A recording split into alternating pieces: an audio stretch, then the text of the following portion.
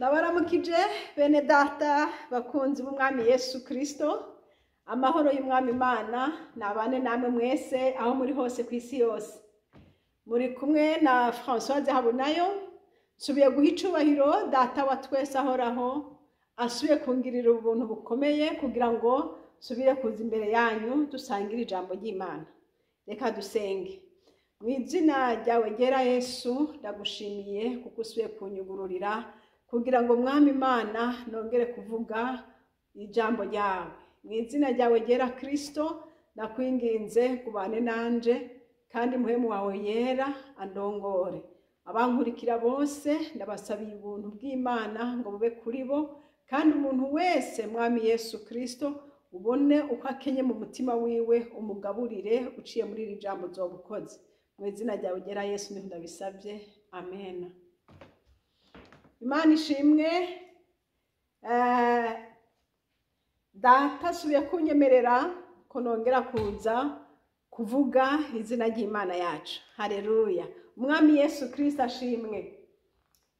Uyu munsi numva mu mutima wanje ngomba kongera kuganira namwe inshuti z'umusaraba, wewe uri kuragwana intambara, wewe uri kuragwana kandi wumva umenga hariho ubushobozi bugomba kugusubiza inyuma no kugukura mu mwanya wawe. Iyi ni video igira kabiri, nongeye kugaruka kandi mvuga nti mwene data nshuti y'umusaraba, Imana yaguhamagaye urayizi, nuko ukomere ubandanye nubona vyanse mu kubamfu, ukabona vyanse ukikamire mu kuryo, ariko ubandanye inzira. Haleluya. Ubandanye urugendo, ntuhagarare. Ndagomba dusangire ijambo ry'Imana riri mu byakozwe n'intumwa igice c'18. Turasoma hariya ku murongo wa 3 turaheraho. Ngo kandi kuko bari bahuje ubuhinga, abana nabo barabungirana, kuko ubuhinga bwabo bwari ubwo kujisha amahema. Aharira nabo mu isinagogi amasabato yose, ngo yemeze abayuda n'abagiriki. Nsubiremwo, aharirana n'abaho mu isinagogi amasabato yose, ngo yemeze abayuda n'abagiriki. Maze Sila na Timoteyo bamanutse bavuye i Makedoniya, Paulo agoberwa n'ijambo ry'Imana, ashingira intahe abayuda yuko Yesu ari we Kristo. Nabo babiharirije barogose, akunkumura impuzu ziwe, arababarira ati amaraso yanyu araba ari mwebwe akora. Jeho ndacuna, guhera ubu ndaja ku banyamahanga. Avaho yinjira mu nzu y'umuntu yitwa Tito Yusito, yubaha Imana. Inzu yiwe yahihereranye n'isinagogi. Ariko Krisipo umukuru w'isinagogi yizerana umwami Yesu n'abo mu nzu yiwe bose. N'abakorinto benshi bumvise barizera barabatizwa. Maze umwami Yesu abarira Paulo mw'ijoro nko mu nzozi ati ntutinye, ariko uvuge, woye gucereza, kuko ndi kumwe nawe, kandi nta muntu azogutera ngo akugirire nabi, kuko mfise abantu benshi muri iki gisagara. Amara y'umwaka n'amezi 6 yigisha ijambo ry'Imana muri bo. Imana ishimwe. Haleluya. Tubonye muntu w'Imana yitwa Pawulo ngo yagoberewe, ijambo ry'Imana bitubariye ngo yagoberewe mu mutima wiwe ngo gushingira intahe, yagobewe n'ijambo ry'Imana ngo agoberwa gushinga intahe ngo yemeze abayuda ngo abemeze yuko Yesu ari wari Kristo. Kumbure Yesu bari bamuzi, bari badati yavukiye kwa naka, abavyeyi biwe bari hajya, twarakuranye turazinanye, ariko ngo yagoberewe mu mutima kubemeza yuko Yesu ari we Kristo. Imana ishimwe. Nabo rero kubera yuko babwiye ibintu kumbure batazi canke bumva umenga ntivyoshoboka, kubera yuko Yesu ntibari biteze ko ari we yoba ari we Kristo, barabihakana, baranka kuvyemera. Pawulo yakoresheje ijambo rivuga ngo ku murongo wa 6 ngo nabo babiharirije barogose, babiharirije barogose, akunkumurira impuzu ziwe arababarira ati amaraso yanyu abarijewa araba ari mwebwe akora. Ngo baramuharirije barogose. Mwene data, birashobora gushika abantu bakaguhaririza ukababwira ukabumvisha, ariko iyo Satani yamaze gufata ikibanza neza muri bo, naho wovuga ibisa gute, bobo bamaze kubaka ibyo bubatse ntibopfa bumvise. Aba bantu baraharirije Pawulo, ariko arabumvisha ati umve Yesu niwe Kristo. Ngo baramuhaririza cyane barogose. Iri jambo rirantangaje cyane. Kubera iki barogose? Kubera iki bavuga ngo bararogose? Sindabizi, wo kwibaza uti none kubera iki bavuga ngo, iyo avuga ati basi baramuharirije gusa. Hari igihe umuntu aja ngaha karogota kandi yumva gose ko ariko aravuga ukuri, kandi yumva gose yuko umenga ibyo ariko arasobanura ariko biri, ariko akaba ariko ararogota. Mwene data, ukabona umuntu ariko ararogota, nukuvuga ngo agafata iby'umwami Imana yakoze cyangwa agafata iby'umwami Yesu Kristo yakoze akavyitirira Satani. Ntuzugerageze kwisobanura, kuko niwisobanura ntaco bizungura canke ntaco bizobahindura, kuko bamaze kubaka mu mitima yabo ati iki kintu kimeze uko. Ico ukora Pawulo yagizene amaze kubona barogose, ngo yaciye akunkumura impuzu ziwe, arakunkumura ati amaraso yanyu araba ari mwebwe akora. Ngo aca arahindukirira abanyamahanga. Niko biri.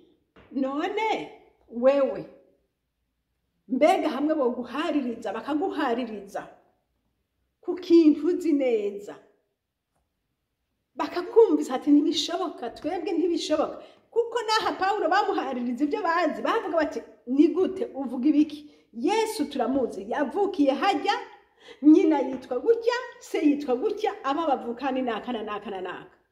Wewe uvuga ute ko ari wari Kristo? Umve ndakubarira. Niba Pawulo yaragiye akababwira ati jewe numva ngoberewe mu mutima kubashingira intahe, ndababwira uko akagoberwa mu mutima kubibabarira, mbega ntiyanagobewe n'umutima, yagobewe n'ijambo ry'Imana. Niko yatubwiye ngo yagobewe n'ijambo ry'Imana kubashingira iyo ntahe, kugira ngo bavyumve bamwizere. Ariko bobo baca bazana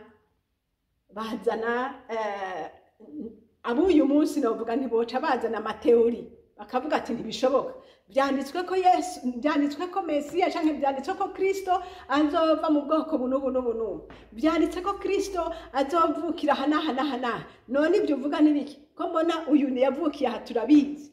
bavuga ibyo bazi, nabo bavuga ibyo bazi, kandi nabo muri conviction zabo by'ukuri barumva rwose ko bari mu kuri.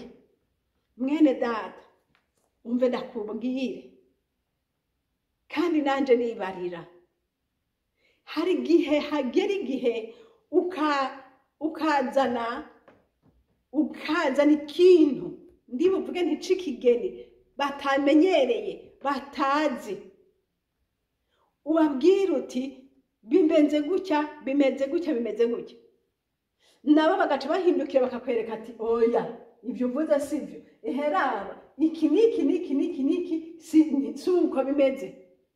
None uragirana, uragwana nawe, nubona vyanse kunkumura impuzu zawe ugende uti ntaco, nta kundi wobigenza. Na Paulo niko yabigenjeje, ngo aca kunkumura impuzu ziwe, ngo aravuga ngo amaraso yanyu arabakora mwebwe, kubera yuko yaragomba kubaburira ngo bakire bave mu byaha byabo, bamenye ukuri. Ariko baranka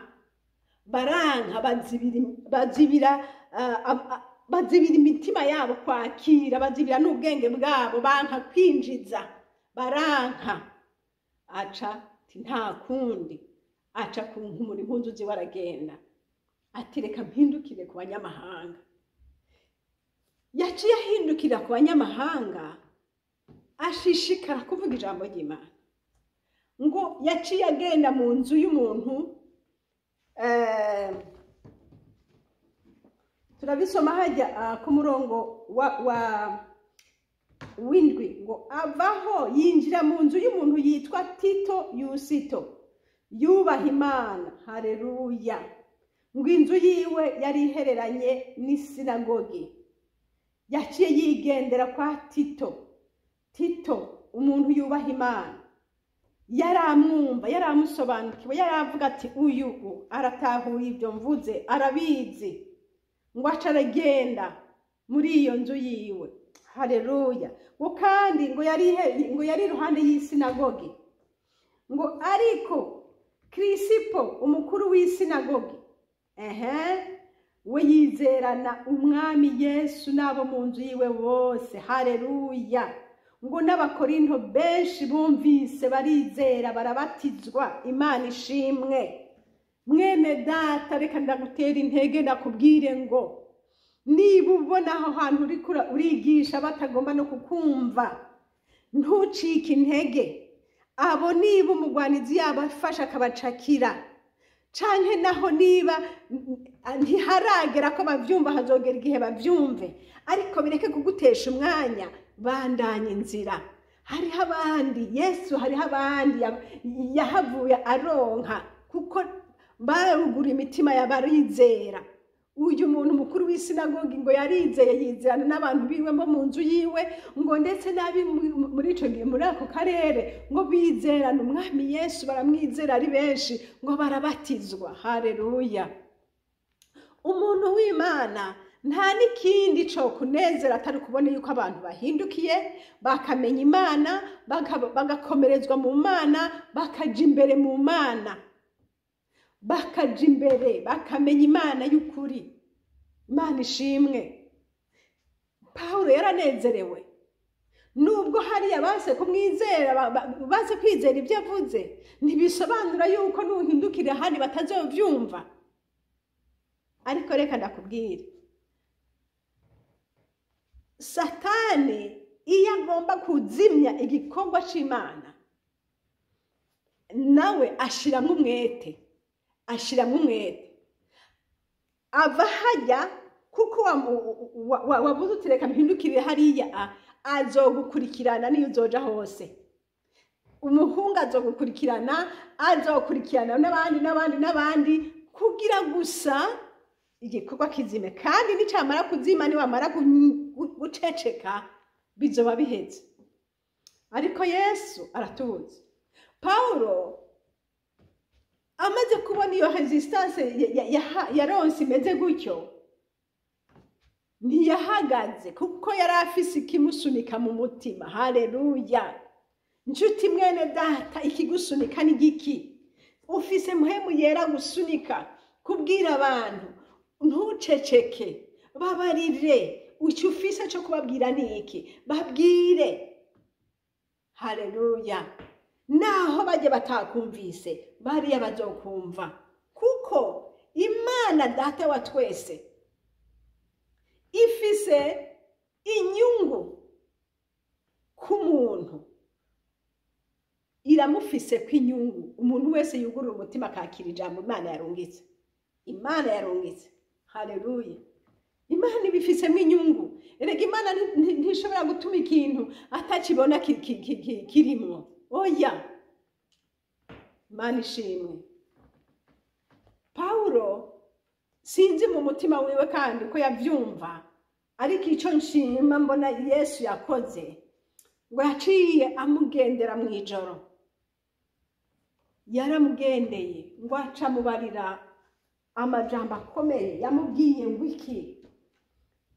Haleluya. Ku murongo w'9 ngo maze umwami Yesu abaririra Paulo mu ijoro nko mu nzozi, ati ntutinye, ariko uvuge, woye gucereza, kuko ndi kumwe nawe, kandi nta muntu azogutera ngo akugirire nabi, kuko mfise abantu benshi muri iki gisagara. Haleluya. Umwami Yesu yamubariye ngo ntutinye, ariko uvuge, ureke gucereza. Satani agomba gucereza, ariko Yesu nawe avuga ngo nuvuge, reka gucereza. Ibi bintu ni bibiri. Satani azokoresha, ndibuvuge ngo intimidation, kuko intimida, kugutera ubwoba, kuko bwira yuko wewe ukorana n'ibintu sinzi ngene byitwa, azotuma abantu kukubwira ngo bakubonye bimeze uku. Okay, bakubonye. Yesu nawe avuga iki? Mbega ubu wumvira abantu canke wumvira Imana? Mbega hamwe bavuga ati yo wowe twakubonye uri kuraraguza, twakubonye uri kurakora ibyaha, twakubonye.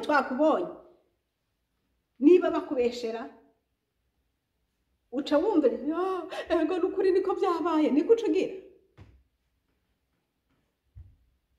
Kuhaje mwene data, ntiwumvira amajwi y'abaguca intege. Oya, amajwi y'abaguca intege ahubwo aguha kumenya abo bantu ni bande, bakorana n'Imana yihe, ni bande. Kuko hari igihe bashaka baridegije cyane, bambaye nkaho umenga n'abantu b'impwemu, n'abantu bo mu Mana, n'abantu, ariko Bibiliya avuga ngo muzabamenyera ku byo bama. Uyu munsi umuntu wese Imana akurikira canke ibyo yakurikiye bigaragarira mu byo yama, nta kindi. Umuntu akubarira ati ntose kuvuga, ntari isoni, aho urubahuka, ceceka, hora, icara, mubwira uti Yesu yambariye ngo, yasanze Paulo. Aha aya majambo ntiyandikiwe twebwe, yandikiwe Paulo. Ni Paulo, byashitse kuri Paulo, ariko ibyashitse ku bantu b'Imana n'uyu munsi niko bishika no kuri bene data bandi. Buriya intimidation irashobora kugutuma utenyenya cyangwa ugira speed ntoya, uko wari ufise umwete ugasanga ugomba kwiruka kumwe wahora ugasanga ntibishoboka, kuko wamaze gusobanukirwa abantu ati Yesu we nakanda ninzi ngo ndi umuntu w'Imana. Kumbe Yesu we, kumbe vya bindi byose yarigirisha Yesu mwami, kumbe hahandi yavuga uku ye baba we. Hari gihe Imana ishimwe ntikunda ko abantu bama biyambitse amakoti, hari gihe ishima kubishira habona, ikabishima kubigaragara ati uyu muntu mubone, nejo mugahura umenye yuko uyu muntu ari uko. Imana ihabwa icubahiro. Imana irafukura. Ndasabye mwene data, Yesu agufukurira abo mukorana, Yesu agufukurira abo mugendana. Arafukure ubamenye, hanyuma mutambukane munzinanye, nta bindi. Umuntu wese azokubwira ngo ceceka, hora, reka kuvuga Yesu, uyo muntu ntazoba ariko arakorana nawe. Oya. kandi Yesu azoca gusanga nabona ko hariho akantu na gatoyi ko kugira ngo mwumvirize tuyegateganira ngo Pawulo Yesu yaciye abanguka byihuse mu nzozi aramubwira ati courage bandanya naho batariko barakumva naho bariko bafise uko babiharura naho babiklashije ntubumvirize bandanya. Haleluya. Aravuga ikintu kiryoshe ati kuko ndi kumwe nawe. Igituma abantu b'Imana babandanya naho induru ziba ari nyinshi nuko Yesu Kristo ari kumwe nabo, nta kindi. Yesu Kristo ari kumwe n'abantu bose yahamagaye. Icyo ukora mwene data wirinde icaha, wirinde icaha, kuko icaha nico gikingurira umuryango Satani n'abadayimoni. Ariko nitugururira umuryango icaha, umwami Imana azokomeza kubana nawe no kugufata ukuboko no kukuremesha no kugendana nawe. Ariko nubivamwo ukihereza ukugururira Satani, nawe by'ukuri azogukoresha. Ego rero Yesu Kristo nashimwe atubonera kure, akamenya ivyo umuntu ariko aracamwo, akamenya uko bimeze, akaza akamuremesha ati humura ndi kumwe nawe, ahubwo vuga ntuceceke. Haleluya. Yesu nashimwe, Yesu nahabwa icubahiro. Mwene data reka nakubwire ngo Yesu yaguhamagaye aracari ku ngoma n'uyu munsi, kandi abagwanizi bagwanije Pawulo bakagwanya ubutumwa bwiza n'uyu munsi niko bakimeze, baracagwanya ubutumwa bwiza. Kandi ntibagwanye bavuga ngo bariko barabugwanya, oya. Uzosanga umukozi w'Imana ariko arakorera Imana bace bahagarara bamugwanisha amajambo, bavuga bati uriya ameze ukuntu, bakwambika ibintu, bagutere ibishanga guhera ku mutwe gushika ku kirenge, bakwangisha abantu gushika aho bageza, bagutuke bagusiga ibishanga bagire gute. Ariko ndashima Kristo we ntameze nk'abantu. Uko basiga Yesu nabo azokweza mbere wari uri ku ngazi yo hasi, kubera kwihangana Yesu azogushira hejuru. Niko bimeze, kuko Yesu ntakorera n'abantu, ntakoreshwa n'abantu. Yesu n'umwami, Yesu ni Imana. Haleluya. Wewe agendera mu kuri, ntiyumva amabwire. Yesu ndashima Imana. Ijambo ry'Imana ryaravuze ngo wewe araza abantu. Imana ihabwa icubahiro. Yesu aranzi, Yesu arakuzi. Mwene data bandanya uyu mwami Imana yaguhamagaye. Ntucike intege n'intambwe zitontoma hirya no hino. Oya, komera, songa mbere. Haleluya. Komera. Yesu Kristo yavuze ngo ndi kumwe nawe. Erega Yesu yataba yari kumwe natwe, nta numwe yosubira kuvuga. Ntibishoboka. Iyo uko Satani yariko arabigenza, yaradufise ko bubasha no kuducakira no kugira gute nitwovyuka. Ariko noneho umwami Imana twakurikiye arakomeye, n'umwami naho baba baraguhambye bakaguhamba bakakuzika, Yesu azokuzura. Haleluya. Igikuru nuko atari Yesu azoba yakuzitse. Igikuru nuko atari Yesu azoba yakuzitse. Ariko niba ari Yesu yakuzitse ntuzovayo. Yesu niwe afise ijambo rya nyuma. Abakubeshe bakavuga ngo wewe umeze uku, ntugire ubwoba, ahubwo umbiriza Yesu nawe avuga iki. Haleluya. None Yesu ko banse kwemera ko ari Kristo, none byaretse ko ataba Kristo? Ni Kristo. Baranse kuvyemera, ariko niko biri. Bibiliya ivuga ngo bararogose. Bararogose. Mwene data, icyo utazi ntaco uzi, ariko niba hari ikintu Imana yaguhishuriye ucakira ico nyene, ugicakire niba hari icyo Imana yaguhishuriye. Hari abantu benshi bakunda kugenda mu kivunga ngo bagakurikira umuntu kubera yuko ari eloquente, kubera yuko azi kuvuga, kubera yuko bakamwumviriza nkaho wewe afise toute vérité muri we, ariko bazoza kwirotira babasanga iyo yabagejeje bavuga bati ntitwabimenye, twakurikiye umuntu tutazi. Hagarara ku maguru yawe usenga Imana, hagarara ku maguru yawe usenga Imana. Kandi nubona mwene data yaragukoshereje, vuga ico kintu yagukoshereje, bishoboka ko atacazi, hama yihane. Ariko nawe niba hari ico wamukoshereje ukaba ukizi, genda usaba imbabazi, wihane. Mwijuru hazogenda yabayejejwe, mwijuru hazogenda yabihanye, mwijuru hazogenda abitunganije. Nta n'umunsi n'umwe Data wa twese yatwemereye gufata umuntu ukamuha Satani kandi ari kumwe n'Imana. Eka oya, jambo ry'Imana yavuze ati mubahe Satani bariya kugira ngo bagaruke bihane. Bihane. Ariko niwafata umuntu w'Imana ukamuhereza Satani, uri kurirusha, kuko na Satani ntazona mwakira. Iyo mwakira gute? Eka Yesu atugirira imbabazi. Yesu akugirira imbabazi mwene data, akugirira imbabazi. Usenge usenge Imana ico utazi, uvuga uti Imana nukuri iki kintu ntaco nzi, ataco uzi rero rondera kukimenya. Imana ishimwe. Aba bantu ikintu bakoze ikintu kibi cane, bahaririye ibyo batazi. Paulo wewe yaje avuga ibyazi, agoberewe n'ijambo ry'Imana kubashingira intahe, ariko iyo ntahe yiwe ntibayakira, barayihaririza ngo baramuharirije cane.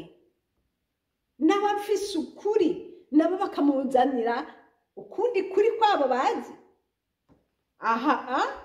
Nugutahurana beneda, nugutahurana uko kuri kwawuzanye uzi, nakana bakazana ukuri kwiwe azi, kandi kukaba gutandukanye.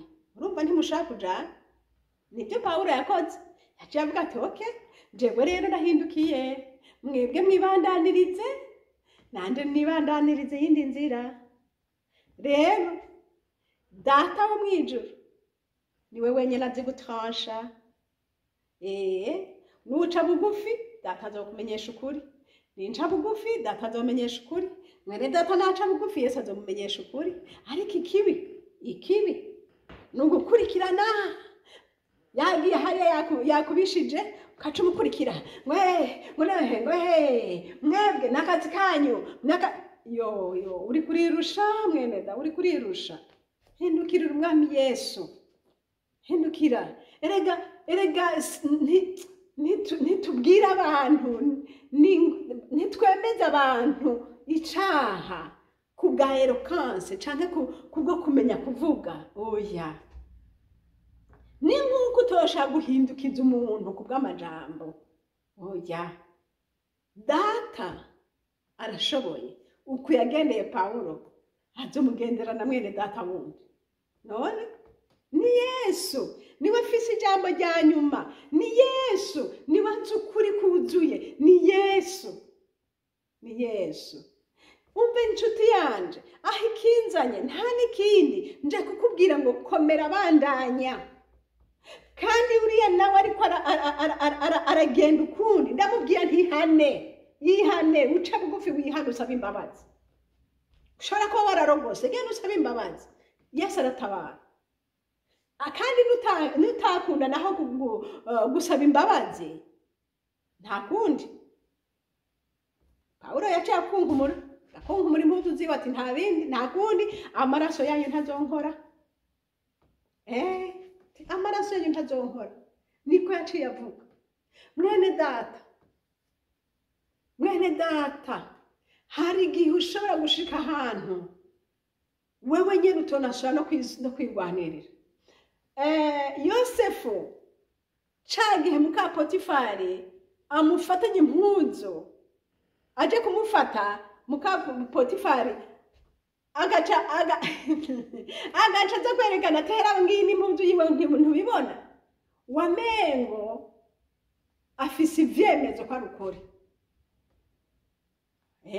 Wamenga afise ivyemezo ko ari ukuri. Nico gituma n'umugabo we yaciye avuga ati yewe kweri ufise n'ivyemezo ye. Aha rero ntavyo kwiregura ufise, birashoboka gushika mwene. Yego, aha ni hahandi tuvuga uti Yesu ni wewe rero ucurekera umwami Imana azomenyesha ukuri. Ariko ico nkubarira nuko data wo mwijuru akomeye.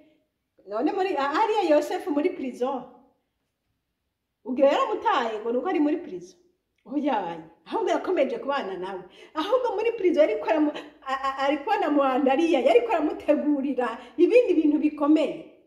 Umve nkubwire mwene data, hariho ihinguriro, haleluya, hariho ihinguriro ry'abakozi b'Imana. Ihinguriro ry'abakozi b'Imana rero riraho nyene, abantu bakwanke, abantu bakuvuge nabi, abantu bagutera ivyatsi, riraho nyene. Wewe uvyifatemwo neza, uvuga uti mwami Yesu, nibi navyo wabibonye, uvyifatemwo neza, nturogote ku mwami. Ihinguriro rizovayo kandi nawe uzovayo, umwami Imana yakugize ukundi.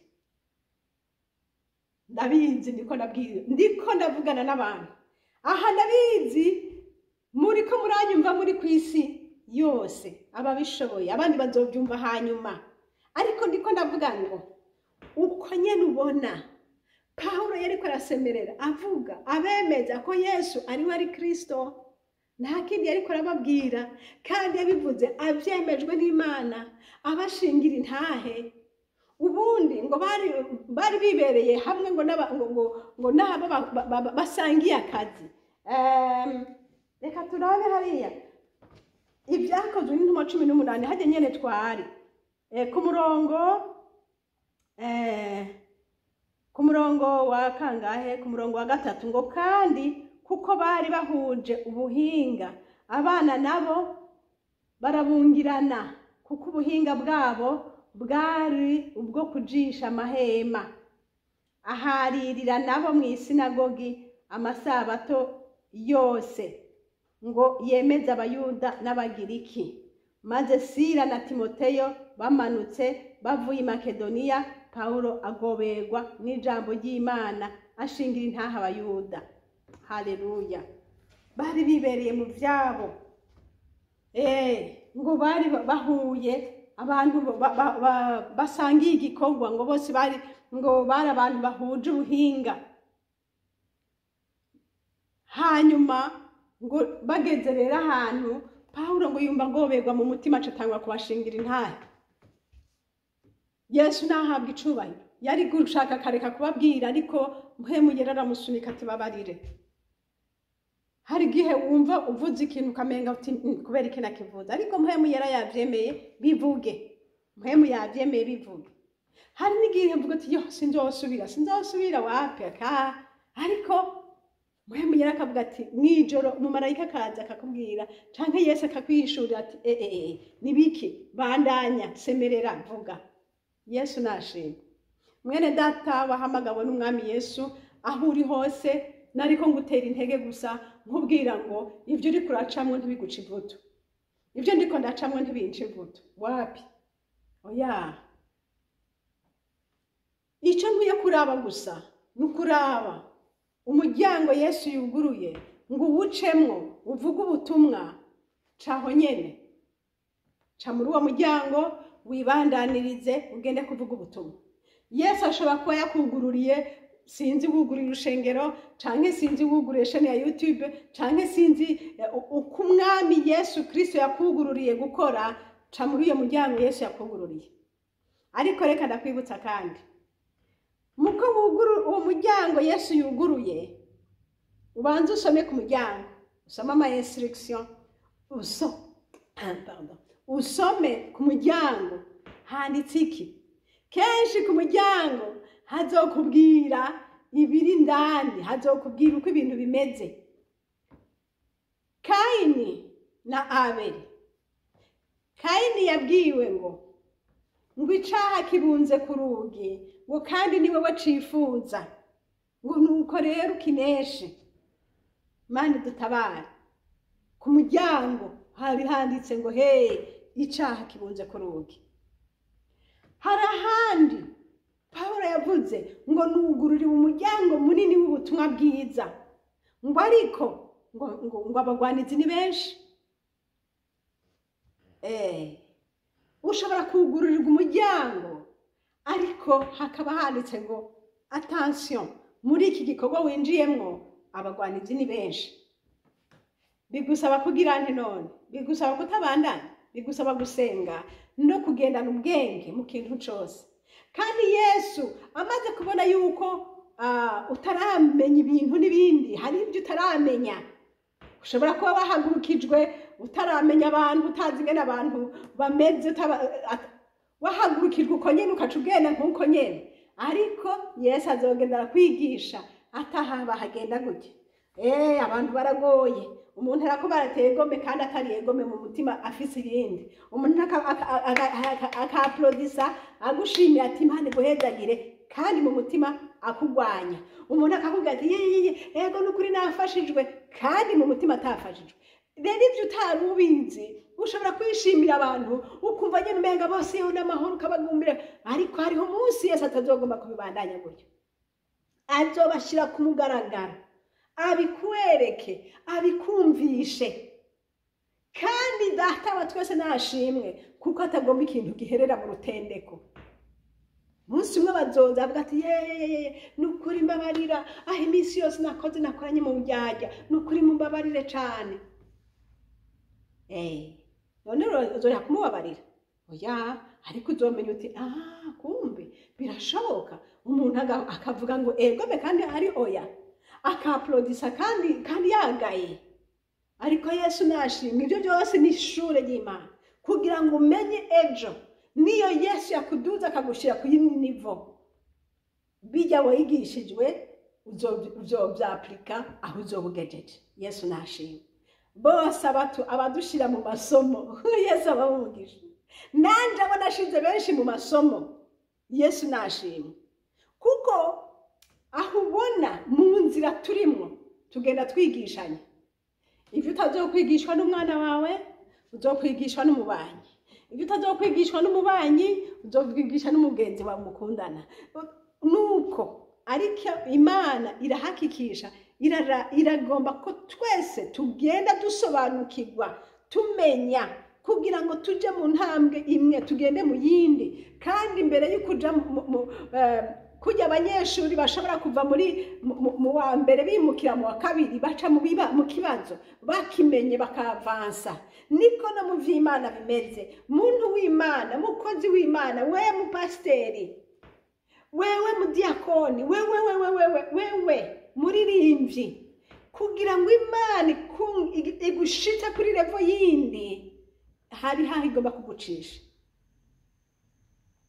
Uwane kandi uneshe. Haleluya. Uwane kandi uneshe. Kaini yabwiwe ngo icyaha kibunze ku rugi kandi niwe wicifuza. Ariko yabwiwe ati uneshe.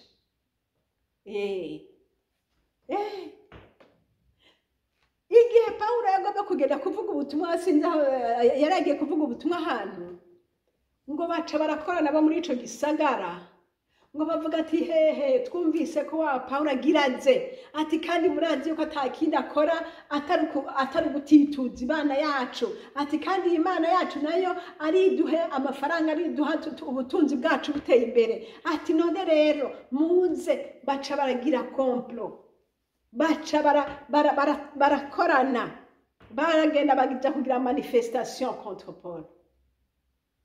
Ariko data yaramutabaye, yarashishikaye avuga ubutumwa, erega ntihagaze. Rero ntimugatinye intambara mu bikorwa, ntimugatinye intambara uko zisa kose, kandi uzizana ntimumufate k'umwansi, si umwansi oya, ahubwo raba ico zije kukwigisha. Zije kukwigisha abantu, zije kukwigisha kwihangana, zije kugukomeza muri Yesu, zije kukwereka yuko Satani intego yiwe ari uko wohora ntuvuge. Menya icyo Satani ariko arashaka, nawe umenye ingene umugwana. Niba Satani agomba ngo uhore, ahubwo bandanya uvuge cyane, uvuge kandi uvuge. Niba Satani agomba ngo ni wanka umuntu ujya muntu arakwanka, yo ahubwo musengere umukunde kurushiriza. Raba Satani ashaka muri ibyo byose ni giki? Umugwanye kandi umuneshe. Twahamagawe kumugwanya. Nta na rimwe muntu w'Imana atazoca mu ntambara, oya, ariko twahamagawe kunesha. Tumugwanye nawe azoduhunga. Imana ishimwe. Jambo ry'Imana rivuga ngo resiste au diable. Resiste, ntimumutinye. Ikimwe Satani akunda gukoresha no gutera ubwoba abantu. Nakagutera ubwoba, ukumva ntiwosubira guhaguruka gusenga, ukumva ntiwosubira gushinga intahe, ukumva ntiwosubira ubwoba. Mw'izina rya Yesu Kristo Umunyanazareti, ikigutera ubwoba cyose gihure n'ukuboko kw'Imana. Ntihagire uguhagarika, ntihagire ugutera ubwoba. Usenga Imana ikongera inkomezi. Naje nje kugutera intege. Paulo yabwiwe ijambo rikomeye ngo ntuceceke, ahubwo uvuge. Haleluya. Ngo kuko ndi kumwe nawe. Yesu Kristo ashimwe, ari kumwe nawe yahamagaye. Ntugire ubwoba mwene data, Yesu ari kumwe nawe yahamagaye. Imana ishimwe. Yaraye amajambo numva mu mutima wanje yo gutera intege abantu bari mwirinde. Bariya nabo wumva bariko barakugwanya mu buryo bumwe no mu bundi. Imana ishimwe. Reka bakugwanye, baheze, bivide, baheze ibiri mu mitima yabo, babisohore, baheze. Hanyuma nibaheza bazobandanya inzira nabo. Ariko kimwe gusa, Paulo aravuga ati amaraso yanyu araba ari mwebwe akora. Jewe narababwiye, none ko mwanse ndagira gute? Imana data idufashe kandi iduhezagire. Ukore ico Mwami Yesu Kristo yagutumye gukora. Ukore ntuceceke. Nibakwangira ukunkumura umukungugu, wibandaniriza, ariko ntuhore ukikamira ahandi, kuko Paulo ntiyahoze kandi yakikamiye ahandi, kandi aho handi bashishikaye gufashwa no kwizera Yesu no gukizwa, ngo barabatizwa benshi. Erega kubona bavuye ngaho ugakikamira hajya ntibisobanura yuko abandi batakira. Barakira kandi bazofashwa. Rero umwami Yesu agushoboze, aguha inkomezi, ubandanye. Ariko kubwanje nagomba bandaniriza aho nyene. Siwe uzohunga, ahubwo umwasi azohunga. Ntukwiye guhunga. Wohunga gutega muvuga butumwa we, wohunga gutega wa mukozi w'Imana. Ntuhunge, kuko aho niho Yesu yagusize, ahubwo bo bazohunga bagende. Wewe gumaho ubandanye. Naho bosigara ari umwe canke babiri, naho wogo mugasigara wenyene, hari ngorane. Bandanye na Yesu yaguhamagaye. Bandanye na Yesu yaguhamagaye. Hanyuma ibisigaye Yesu arazi ingene bigenda. Erega guca mu bibazo ntibisobanura kuba wacumuye, kandi ntibisobanura kuba waneshejwe. Oya, ahubwo ni inzira. Ni hahandi inzira ibigeza aho nyene. Iyo uriko uraduga, hari ahantu ugeze, ni inzira naho inzira igeze. Ariko ntibisobanura ko inzira iheze, naho igeze, ariko imbere harabandanya. Yesu agufashe, aguhezagire mwene data aho uri hose. Ushobora kuba uzoca mwirinde ejo, ariko nagomba kugutera intege ngo komera, bandanya. Iri jambo Yesu yabwiye Paulo ati ntutinye. Haleluya. Nanje nje kukubwira ngo gukomeza nshuti yanje, ibyo urimo ntavyo nzi, ariko komeza, bandanya, ihangane, sengera baguhama, ntubanke. Ugwanye n'iki kintu, ntubanke, kuko Satani azana urwango niko agomba kuzana, ariko ntubanke. Kandi nubona bishoboka ku ruhande rwawe, wirinde mu buryo bwose. Nawe satani azokurondera akubuza, azoca ku mugenzi wawe, avuye ku mugenzi wawe azoca ku wundi, mpaka. Ariko aho hose vuga uti mu izina rya Yesu, naho ubwo buce mu kuzimu ntumpambya, uce hejuru ntumpambya, uce mu kuryo no mu kubamfu ntumpambya, kuko wamaze kumenya ibanga uti nihishije muri Kristo. Kimwe gusa aca muri Kristo turabonana, nta handi n'ahandi hose yoca muri kagende, ariko ntazogushikira. Umwansi satani arazunguruka ararondera mu gatondo ku murango bw'ijoro, ariko ntibiguce intege. Oya, ntibiguce intege. Abo muzojana bahagaze muri Kristo, nabo mukorana bahagaze muri Kristo, na umugenzi wawe ahagaze muri Kristo. Udahagaze muri Kristo nawe uramusengera kugira ngo nawe aze muri Kristo, kuko twese duhagaze muri Kristo turajana tukubaka ubwami bw'Imana. Ariko abatagomba kwinjira muri Kristo, bakagomba gukura abantu muri Kristo, abo ntaco dusangiye. Dusengeranirane, tubandanye umurimo w'Imana. Imana data bahezagire. Amen. Mwami Yesu ndagushimiye, urakoze uri Imana, urakoze uri umutabazi, urakoze uri ndiho, urakoze Mwami Yesu, urakoze kuko data wera Paulo yatubereye akarorero mu byinshi. Yesu yagize ibibazo mu nzira y'Imana, yagira kwankwa no kudatahurika, ariko Mwami Imana yarakomeje, kandi amaze gukomeza Mwami Yesu waremeje kuri kumwe nawe. Shigikira abakozi bawe, umwe wese umuha amavuta, umugwanire kandi umuneshereze mu izina rya Yesu. Amen. Mwari kumwe rero na Françoise Habonayo. Mwami Imana abaha umugisha. Inomero za telefone ni za zindi, ni +46 768 00 65 46. Kandi iyi shene turiko turavugirako ni shene Habonayo. Uhoraho Imana aduhane umugisha namwe. Amen.